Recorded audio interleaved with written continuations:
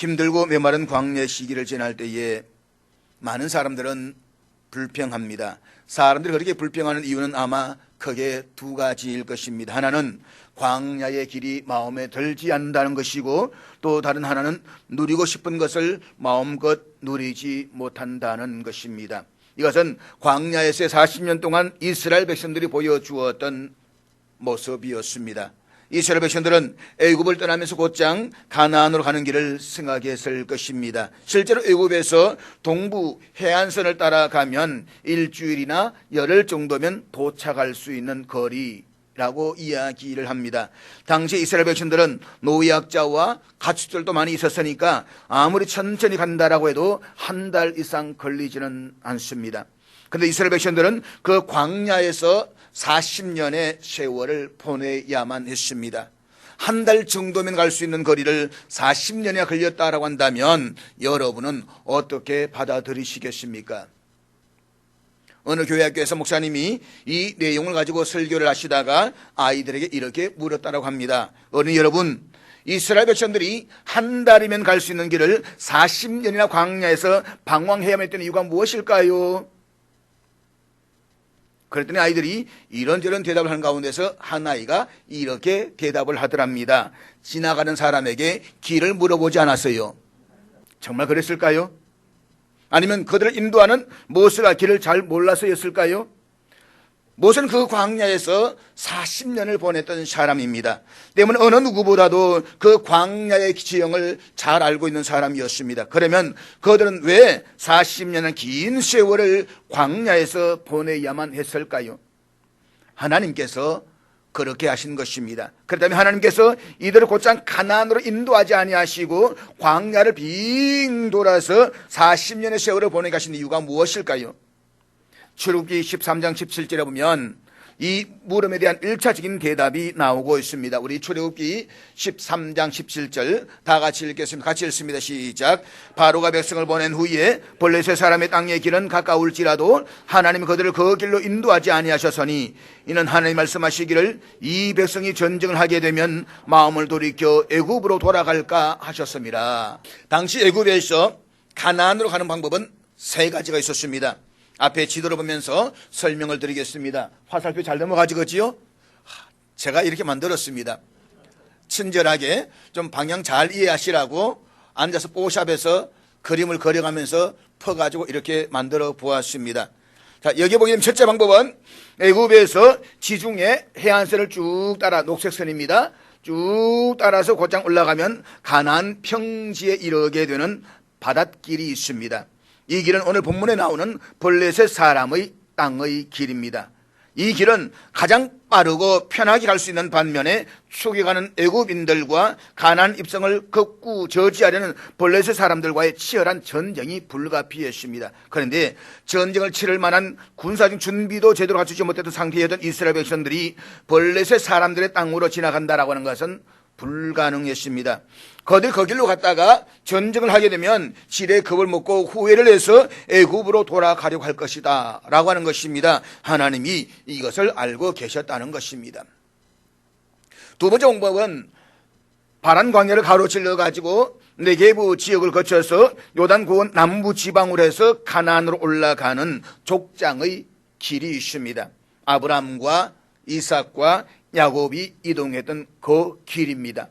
그런데 이 길도 역시 전쟁의 위협이 있었습니다. 세 번째 방법은 홍해를 통과해서 시내산 광야 중앙부를 쭉 가로질러 가지고 에시온 개베로 도착한 다음에 그 다음에 모압 평지를 지나 요단강을 건너므로써 가나안에 도착하는 소위 왕의 대로를 통과하는 것입니다. 당시 무역상들이 지나갔던 실크로드 왕의 대로의 길이다라고 말할 수가 있습니다.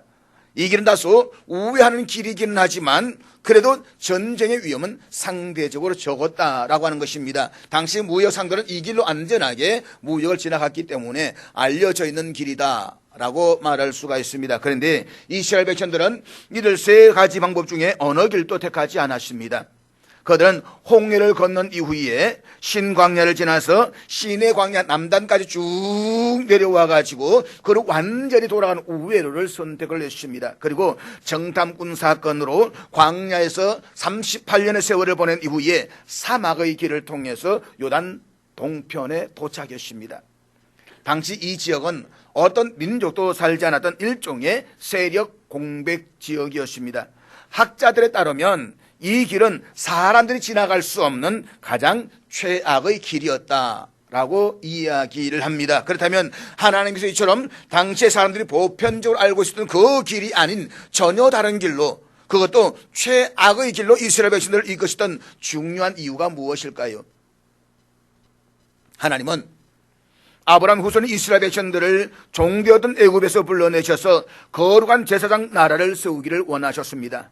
그렇지만 그들은 출애굽을 했지만 아직도 한 나라 백성으로서 정체성을 갖추지를 못했습니다. 때문에 저들에게는 이스라엘 민족이 하나의 나라 형태로서의 면모를 갖추는 것이 무엇보다도 중요했습니다. 그래서 저들을 11달 동안 시내 광야에 머물게 하면서 장차 가나안 땅에 들어가서 세우게 될 제사장 나라의 백성으로서의 지켜야 할 여러 율법들과 제사장 제도를 말씀을 하십니다. 뿐만 아니라 20세 이상 된 남자들의 인구 조사를 통해 가지고 이제 가나안 정복 전쟁을 위한 구체적인 내부 진영을 정비하는 그런 충분한 시간을 여기 시내 광야에서 준비하게 하신다라고 하는 것입니다.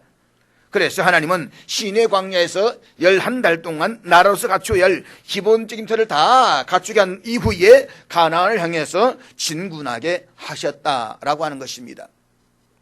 그리고 한 가지 중요한 사실을 우리가 잊지 말아야 될 것이 있습니다. 그것은 사람들의 판단으로는 그 길이 최악의 길이었지만 저들에게는 만군의 여호와 하나님이 함께 하셨다는 것입니다. 실제로 이스라엘 역사에서 저들이 하나님의 기적을 가장 많이 체험했던 곳은 바로 이 광야에서였습니다. 그럼에 불구하고 저들은 끊임없이 불평했습니다. 하나님이 우리를 구해주시기 이전의 생활이 훨씬 더 좋았다. 정말 등에 채찍을 맞아가면서 벽돌을 만들었던 애굽에서의 노예 생활이 더 좋았을까요? 그래서 광야는 우리 마음의 동기를 드러낸다라고 이야기를 합니다. 광야는 우리의 마음이 어디를 향하고 있는가를 확연하게 드러내는 시간입니다. 광야는 우리의 마음이 어떤 동기가 자리를 잡고 있는지를 확인하는 순간이기도 합니다. 사랑하는 여러분, 이제 성령께서 우리의 마음을 훤히 한번 들여다볼 수 있도록 해달라고 기도하시기를 바랍니다. 그리고 여러분 마음에 무엇이 자리 잡고 있는지, 여러분 마음에 무엇을 원하고 있는지, 무엇이 여러분 마음을 움직이고 있는지 그 동기를 한번 좀 들여다보십시오. 여러분이 광야를 지나서 살아가면서 불평하고 있다고 한다면 불평의 그 근본적인 원인이 무엇인지 한번 들여다보십시오. 남들보다 더 갖지를 못해서, 아니면 남들보다 더 누리지를 못했어. 우리가 신앙생활에서나 아니면 정서적 광야를 벗어나기 위해서는 하나님 앞에서 우리 자신을 솔직하게 여는 시간이 필요합니다. 우리는 하나님을 우리의 필요를 채워주시는 분으로 이용하지 말아야만 합니다. 우리의 이기적 욕망을 채우기 위해서 하나님을 이용하지 말아야만 합니다. 우리의 지금 당장 필요한 것은 우리의 필요한 그 무엇이 아니라 하나님과의 관계입니다. 사랑하는 여러분, 하나님께서 이스라엘 백성들에게 진심으로 원하셨던 것은 관계였습니다. 나는 너희의 하나님이 되고 너희는 내 백성이 될 것이니라. 이것이 하나님이 원하셨던 것입니다. 그래서 하나님께서는 이스라엘 백성들을 출애굽시킨 이후에 곧장 시내 광야로 데리고 오셔서 그들과 시내산 언약을 맺게 하십니다. 시내산 언약의 핵심은 하나님과 이스라엘 백성들과의 관계 맺기입니다. 그리고 그 클라이막스가 성막을 짓게 하는 사건입니다. 성막은 하나님께서 이스라엘 백성들과 함께 하시겠다는 눈에 보이는 상징적인 표시였습니다. 이스라엘 백성들은 430년 동안 애굽에 살면서 애굽인들이 섬기는 수많은 신들을 보았습니다. 학자에 따르면 애굽에는 세상의 모든 삼라만상 동물들이 다 신으로 숭배된다라고 이야기를 합니다. 그러니까 얼마나 많은 신들을 섬겼겠습니까? 그런데 이 애굽인들이 섬기는 신들은 인간들의 형상으로 만든 우상이었습니다. 그럼에도 불구하고 그들은 눈으로 볼 수가 있었다는 것입니다. 바알신도 엄청나게 큰 신상들로 만들어져 있습니다. 아세라 신상들도 만들어져 있습니다. 만들어져 있으면 어떤 신상이다 눈에 들어옵니다. 그런데 광야를 지나면서 이스라엘 백성들은 자신들을 이끌고 가시는 하나님이 하나님이신 건 아는데 그 하나님 보이지 않는 사실 앞에서 때로 힘들고 어려울 때마다 이런 생각을 했습니다. 하나님 정말 우리들 가운데 계시기나 한 것은 맞는가? 왜요? 안 보이시니까. 수많은 이방의 신상들은 눈에 보이니까 아니면 작은 드라비를 만들어가지고 가슴에 들고 다니니까 아, 신이 우리와 함께 하신다라고 느껴지는데 하나님은 보이지 않습니다. 그 보이지 않는 하나님을 광야를 지나갈 때로는 하나님 정말 내게 있는가? 하는 임재가 느껴지지 않을 때가 있다는 것입니다. 이런 이스라엘 백성들을 위해서 하나님은 모세를 시내 산으로 불러오셔가지고 성막 프로젝트를 말씀하십니다. 너희들이 내가 보이지 않는다고 해서 불안해하고 의심하느냐? 그러면 내가 내려가서 너희들과 함께 하고 있는 것을 눈으로 보게 해주겠다. 성막을 지어라. 그래서 눈에 보이지 않는 하나님께서 함께 하시다는 것을 확인시켜주는 사건이 성막입니다. 여러분, 우리가 왜 교회를 아껴야 됩니까? 왜 교회를 사랑해야 되는 것입니까? 한 온 우주 만물에 계시는 하나님이십니다. 온 우주 하늘이라도 우리 하나님을 담을 수가 없습니다. 그렇지만 하나님 구체적으로 우리를 만나주시고 우리와 함께 하시겠다라고 만들어주신 곳이 바로 교회라는 것입니다. 그래서 우리가 이 교회를 사랑해야 되고 이 교회를 세워가야 되는 것입니다. 하나님은 그렇게 이스라엘 백성들의 마을 공동체 가운데 성막을 두시고 그들과 함께 하시며 그들과 인격적인 관계 맺기를 원하셨습니다. 그럼에도 불구하고 정작 이스라엘 백성들의 마음의 동기는 그것이 아니었다는 것입니다. 그들은 하나님의 놀라운 관계 속에서 기적에는 열광했지만 그 기도를 행하시는 하나님에 대해서는 무관심했습니다. 이스라엘 백성들은 하나님과의 관계에 대해서는 일말의 관심도 없었습니다. 홍해를 건넜던 기쁨의 감격도 사흘을 갖지를 못했습니다. 그들은 하나님이 주시는 것들만 챙기려는 이기적인 욕심을 드러냈을 뿐이지 하나님께 더 가까이 나아가서 그분을 인격적으로 알고자 하는 갈망은 눈꼽만큼도 없었습니다. 사랑하는 여러분, 우리라고 다르겠습니까? 간혹 보면 신앙생활을 마치 자기 개발을 위한 공식점으로 생각하는 사람들이 있습니다. 그래서 설교를 좀 괜찮은 세미나나 강연점으로 이해를 하고 기도를 마치 마음의 수양으로 생각하는 사람들이 없지 않아 있습니다. 그러나 기독교의 신앙은 그런 신앙이 아닙니다. 기독교 신앙의 핵심은 하나님과의 관계입니다. 하나님은 죄로 인해 단절되던 우리의 관계를 회복하시고 그 스스로의 인간의 몸을 입고 이 땅에 오셨습니다. 그런 누구든지 목마르거든 내게로 와서 마시라고 말씀을 하십니다. 여기서 핵심은 마시는 것이 아니라 주님께로 나오는 것입니다. 누구든지 주님께로 오기만 하면 영생하는 생수를 마실 수가 있다는 것입니다. 그래서 중요한 것은 주님께 나오는 것이고 주님과 관계를 회복하는 것입니다. 잊지 마십시오.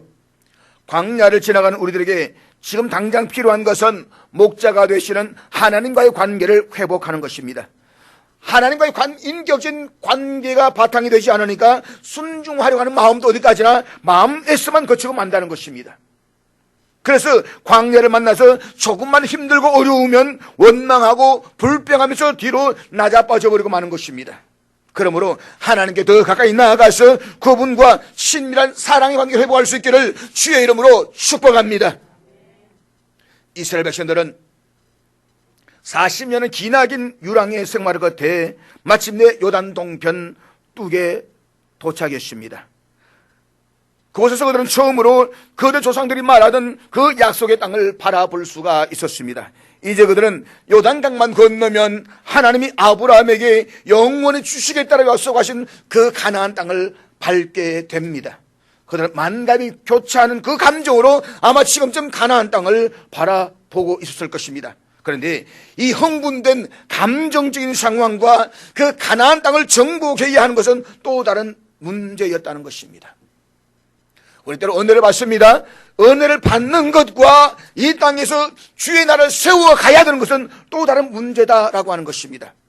가나안 땅을 정복하기 위해서는 하나님의 도우심과 영적인 지도력, 그리고 땅을 모든 이스라엘 백성들의 온전한 헌신이 절대적으로 요구가 되었습니다. 그런데 하나님의 도우심과 영적 지도력은 전혀 문제가 되질 않았습니다. 왜냐하면 하나님께서 저들에게 약속의 땅을 주시겠다고 약속을 하셨고 저들을 여기까지 인도해 오셨기 때문입니다. 그리고 저들에게는 탁월한 영적 지도자가 있었습니다. 그러나 문제는 그 땅을 차지하기 위한 이스라엘 백성들의 절대적인 헌신이 준비되어져 있느냐라고 하는 것입니다. 38년 전 이스라엘 백성들은 가데스 바네아에서의 불신앙으로 가나안 땅을 눈앞에 두고 돌아서야만 했습니다. 그리고 그들은 38년 동안이나 광야에서 방황의 시간을 보냈습니다. 이유가 무엇입니까? 그들은 하나님의 뜻보다는 자신과 가족들의 안위에만 더 관심을 두었기 때문인 것입니다. 다시 말해서 이스라엘 백성들은 전적인 헌신이 없었다는 것입니다. 민수기 14장 3절 말씀에 보면 정탐꾼들이 애굽으로 돌아가는 것이 낫다라고 말했던 이유가 기록되어져 있습니다. 우리 민수기 14장 3절 같이 읽도록 하겠습니다. 같이 읽습니다. 시작. 어찌하여 여호와가 우리를 그 땅으로 인도하여 칼에 썰어지게 하려 하는가? 우리 처자가 사로잡히리니 애굽으로 돌아가는 것이 낫지 아니하랴. 여기 보면 정탐꾼들이 강조했던 두 가지가 있습니다. 하나는 우리를 칼에 썰어지게 한다라고 하는 것이고 또 다른 하나는 우리 처자가 사로잡힌다라고 하는 것입니다. 여기 어디도 하나님의 나라를 위해서 주의 일을 위해서라는 말을 찾아볼 수는 없습니다. 어디도 민족을 위해서라는 단어를 찾아볼 수가 없습니다. 우리밖에 없는 것입니다.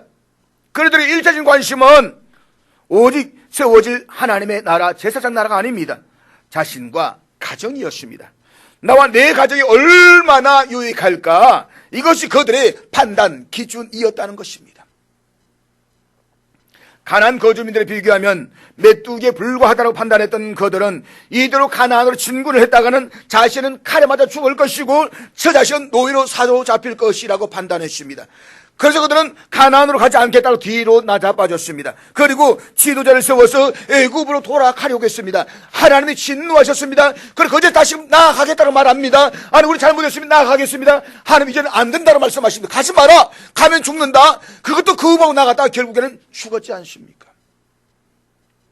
심지어 하나님 편에 서서 믿음의 말을 하는 여호수아와 갈렙을 돌로 쳐 죽여가지고 입을 막아버리려고 했습니다. 그 결과 그들은 가나안 땅을 지척에 두고 들어가지 못하고 38년 동안 광야를 헤매다가 그 광야에서 1세대들은 다 죽었습니다. 다시 말해서 불신앙의 세대들이 다 죽을 때까지 광야에 살아야 했다는 것입니다. 그렇게 광야에서 38년 세월을 보낸 이스라엘 백성들은 드디어 모압 평지에 도착합니다. 모세는 여리고 맞은편에 있는 너보산에 올라가서 가나안을 바라본 뒤에 죽어 장사됨으로써 120년간의 파란만장한 삶을 마감합니다. 우리 앞에 그림에서 볼 수가 있듯이 너보산은 여리고까지 27km이고 예루살렘 거리까지는 46km입니다. 모세는 그토록 사모했던 약속의 땅 가나안에 들어가지를 못하고 이곳에서 그 땅을 바라본 후에 죽습니다.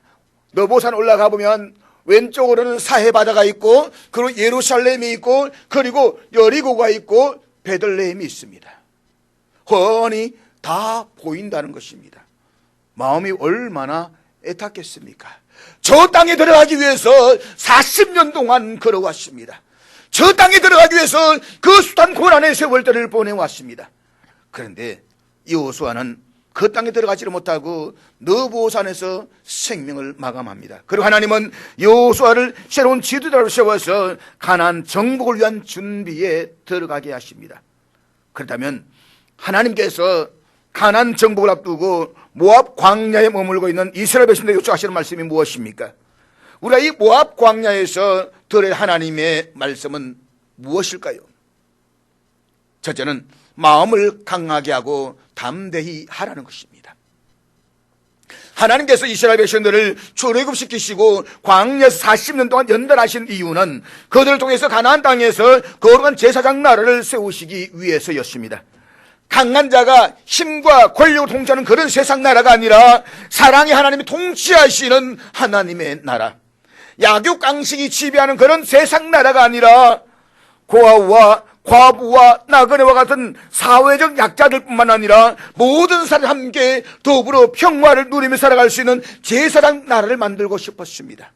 그 나라를 세우시기 위해서 아브라함을 선택하셨고 그의 후손인 이스라엘 백성들을 애굽에서 불러내어서 여기까지 인도하셨습니다. 이제 이스라엘 백성들 앞에는 새로운 역사의 무대가 펼쳐질 약속의 가나안 땅이 놓여져 있습니다. 요단강을 건너가기만 하면 됩니다. 그런데 그 일을 완수해야 할 모세가 죽었습니다. 모세가 누구입니까? 애굽에 놓여있던 자신들을 출애굽시키고 홍해를 건넌 이후에 광야에서 40년을 함께했던 지도자였습니다. 때로는 광야가 힘들어서 원망하고 불평하기도 했지만 그래도 그들을 여기까지 인도해 주었던 절대적 지도자였습니다. 모세가 죽은 후 이스라엘 백성들이 30일 동안 애곡했다라고 하는 것은 그의 죽음이 이스라엘 백성들이 얼마나 큰 슬픔이었는가를 보여주고 있습니다. 모세가 사라졌다라고 하는 것은 여타 다른 지도자들 공백과는 차원이 다릅니다. 아마도 이스라엘 백성들은 절대적 지도자의 공백과 함께 정신적, 영적 공황 상태에 처할 수 있는 위험에 직면해 있었다라고 보아야 할 것입니다. 이런 상황에서 하나님께서는 여호수아에게 가나안 정복이라는 아주 중대한 임무를 맡기십니다. 그런데 여호수아가 가나안 정복 전쟁이라는 사명을 받았을 때 나이는 이미 95세 가량이었습니다. 95세. 이것은 모세가 하나님께 소명을 받았을 나이인 80세보다도 오히려 15살이나 더 많은 나이였습니다. 인생을 마감해야 할 나이. 더구나 모세는 당시 가장 강력한 제국이었던 애굽의 궁정에서 40년간 청년의 시기를 보내면서 세상 학문을 다 배운 이후에 미디안 광야에서 40년간 중년의 시기를 보냈습니다. 그럼 미디안 광야에서 하나님으로부터 직접 소명을 받았습니다. 광야 40년 동안 하나님과 직접 대화를 하는 가운데서 이스라엘 백성들을 이끌어왔습니다. 반면에 여호수아는 지극히 서민적인 생활을 했을 뿐만 아니라 모세처럼 하나님을 대면해 본 적도 없습니다. 그의 신앙은 하나님부터의 직접적인 훈련에 의한 것이 아니라 인간 스승인 모세에 의한 훈련이었습니다. 그런데 그 절대적 지도자, 영적 아버지와 같은 모세가 죽었습니다. 모든 이스라엘 백성들이 영적 공황 상태에 빠져 있습니다. 이제 우리를 어떻게 하라고? 우리의 지도자 모세가 죽었는데 우리 어떻게 저기를 건너가냐 말이냐. 어쩌면 여호수아는 자신이 지도자로서 이스라엘 백성들을 거느리고 요단강을 건너가서 가나안 땅에 들어가야 하는 이 소명이 엄청 버거웠을는지도 모릅니다. 솔직히 이스라엘 백성들이 어떤 사람들입니까? 조금만 힘들고 마음에 들지 않으면 불평을 해댔습니다. 저들은 광야가 힘들다고 스스로 악평하면서 노예였던 애굽 시절이 좋았다라고 원망했습니다. 심지어 그토록 위대한 지도자 모세를 돌로 쳐 죽이려고 했습니다. 무리를 만들어 수시로 모세의 지도력을 위협했습니다. 여호수아는 그런 모습을 광야 40년을 함께 걸어오면서 처음부터 끝까지 다 보아왔습니다. 무엇보다도 요단강을 건너간다라고 해서 모든 문제가 다 해결되는 것이 아닙니다. 가나안 땅에 이미 다른 민족들이 자리를 잡고 오랜 세월을 살아오고 있었습니다. 때문에 그들과 전쟁을 해서 내쫓고 그 땅을 차지해야만 합니다. 실제로 이스라엘 백성들은 가나안에 들어가서 장장 7년 동안이나 정복 전쟁을 해야만 했습니다. 어쩌면 광야에서 보냈던 40년의 세월보다 훨씬 더 험난한 세월이 기다리고 있었을는지도 모르겠습니다. 이것은 지금 여호수아 앞에 놓여있는 아주 지극히 현실적인 상황입니다. 이와 같은 상황에서 하나님이 여호수아를 찾아오셔서 말씀하십니다. 한마디로 오늘 본문의 말씀은 하나님께서 여호수아에게 행하시는 설교입니다. 하나님이 여호수아를 떡 앉혀놓고 너 앉아, 내가 지금 설교한다. 지금 설교하고 계시는 겁니다. 그 내용의 핵심이 오늘 본문 9절 말씀인데 우리 9절 말씀 다 같이 읽도록 하겠습니다. 같이 읽습니다. 시작. 오늘 본문에서 세 번이나 반복해서 강조하고 있는 말씀이 있습니다. 강하고 담대하라. 강하고 담대하라. 이 명령이 세 번씩이나 반복되고 있다고 하는 것은 그만큼 중요하기 때문일 것입니다. 그렇습니다. 가나안 정복이라는 실로 엄청난 대업을 앞에 두고 있는 여호수아에게 지금 무엇보다도 중요한 것은 강한 마음의 자세입니다. 뿐만 아니라 가나안 정복 전쟁을 앞에 두고 있는 이스라엘 백성들이 갖추어야 할 자세도 하나님에 대한 강한 신뢰이면서 동시에 강인한 정신력입니다. 전쟁에서는 지도자뿐만 아니라 모든 군사들의 정신 무장이 결국 승패를 좌우하는 핵심적인 요인이 됩니다. 그렇기 때문에 하나님께서는 여호수아에게 반복적으로 마음을 강하고 담대할 것을 요청하고 계시는 것입니다. 그런데 마음을 강하게 하고 담대하게 해야 하는 것은 비단 가나안 정복 전쟁을 앞둔 여호수아와 이스라엘 백성들에게만 해당되는 것은 아닙니다. 그와 같은 마음의 자세는 하나님 나라를 소망하는 우리 모두에게 동일하게 요구되는 자세입니다. 사도 바울은 1차 전도 여행을 하면서 세웠던 교회와 성도들에게 사도행전 14장 22절에서 이렇게 권면을 하고 있는데, 사도행전 14장 22절 말씀 우리 다 같이 읽도록 하겠습니다. 제자들의 마음을 굳게 하여 이 믿음에 머물러 있으라 권하고, 또 우리가 하나님 나라에 들어가려면 많은 환난을 겪어야 할 것이라 하고. 바울은 복음을 전하다가 많은 환난을 겪었습니다. 이것은 오늘 우리도 마찬가지입니다. 우리가 하나님 나라에 들어가려면 많은 환난을 겪어야 한다고 하는 것은 필연적인 사실입니다. 하나님 말씀에 순종하면서 살고자 하는 모든 믿음의 성도들은 환난을 각오해야만 합니다. 왜냐하면 마귀가 공중 권세를 잡고 있는 이 세상은 예수 그리스도에 속한 성도들을 미워하는 것이 지극히 당연하기 때문입니다. 그렇기 때문에 성도들은 세상에서 환난을 당할 때에 그것을 이상히 여기지 말아야만 합니다. 그로 인해서 마음을 약하게 먹고 또 신앙을 저버려서도 안 되는 것입니다. 만약 우리가 환난이 두려워서 신앙을 떠난다라고 한다면 결코 하나님 나라에 들어갈 수가 없습니다. 사랑하는 여러분, 믿음의 성도들이 영원한 가나안 천국에 들어가는 것은 의심할 수 없는 분명한 사실입니다. 우리 이 광야를 지나서 내 생명 마지막 하는 날 우리 주님이 기다리시는 영원한 가나안 천국에 들어갈 것입니다. 반드시 들어갈 것입니다. 그렇지만 천국에 들어가서 그리스도와 함께 영광을 받기 위해서는 이 세상에 사는 동안에 여러 가지 고난을 받아야 한다라고 하는 것도 부인할 수 없는 사실입니다. 그렇기 때문에 사도 바울은 이렇게 권면하고 있습니다. 깨어 믿음에 굳게 서서 남자답게 강건하여라. 물론 요즘은 강건하지 못한 남성 동지들도 꽤 많이 있지만 말입니다. 광야를 지나 가나안을 향해 가는 사람에게 참으로 중요한 것은 그 광야를 통과하고자 하는 마음의 자세입니다. 광야는 한낮에 이글거리는 태양과 한밤의 영화로 내려가는 추위로 사람들의 생명을 위협합니다. 마실 물도 없습니다. 모든 것이 다 부족한 것이 광야입니다. 이런 열악한 광야에서 마음이 약해지면 그 광야를 통과할 수가 없습니다. 때문에 광야에서는 마음을 강하게 해야만 합니다. 지극히 담대해야만 합니다. 어떤 환경이 펼쳐지더라도 약해지거나 포기하지 말아야만 합니다. 그러므로 사도 바울처럼 우리가 달려갈 길을 성공적으로 완수할 수 있는 그런 믿음의 성도 될 수 있기를, 그래서 담대할 수 있기를 주의 이름으로 축복합니다. 그런데 이처럼 마음을 강하게 하고 담대하게 할 수 있는 근거가 무엇입니까? 바로 임마누엘의 신앙입니다. 오늘 본문 5절 말씀 우리 같이 보도록 하겠습니다. 5절 다 같이 읽겠습니다. 시작. 내 평생에 너를 넉히 대적할 자가 없으리니 내가 모세와 함께 있었던 것 같이 너와 함께 있을 것임이니라. 내가 너를 떠나지 아니하며 버리지 아니하리니. 동일한 말씀이 9절에서 다시 한번 주어집니다. 내 하나님 여호와가 너와 함께 하느니라. 여호수아가 두려워하지 않고 마음을 강하고 담대하게 해야 하는 이유는 그의 어떤 힘과 능력이 있었기 때문이 아닙니다. 그가 강하고 담대할 수 있는 이유의 근원은 바로 임마누엘 하나님께 있습니다. 하나님이 너와 함께 하신다는 것입니다. 하나님이 우리와 함께 하신다는 것입니다. 임마누엘 신앙은 이스라엘 백성들의 출애굽 광야 40년에서 처음부터 끝까지 강조되고 있는 신앙입니다. 하나님 이스라엘 백성들을 광야로 불러내시면서 시간마다 때마다 말씀하십니다. 내가 너와 함께 한다. 그래서 성경을 보게 되면 마음을 강하게 하고 담대하는 말씀이 항상 하나님의 동행과 도우심을 그 배경에 두고 사용되었던 사실을 우리가 발견할 수가 있습니다.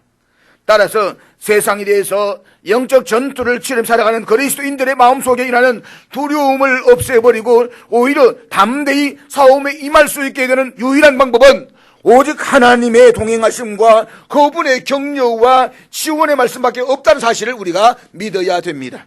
그러므로 여호와께 소망을 두고 살아가는 사랑하는 여러분, 어떤 환경에 있어도 어떤 상황에 있어도 우리가 마음을 강하게 하고 담대할 수 있기를 주의 이름으로 축복합니다.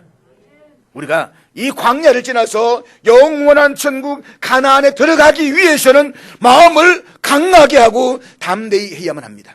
둘째로 하나님의 말씀을 지켜 행하는 일에 강하고 담대하라고 말씀을 하십니다.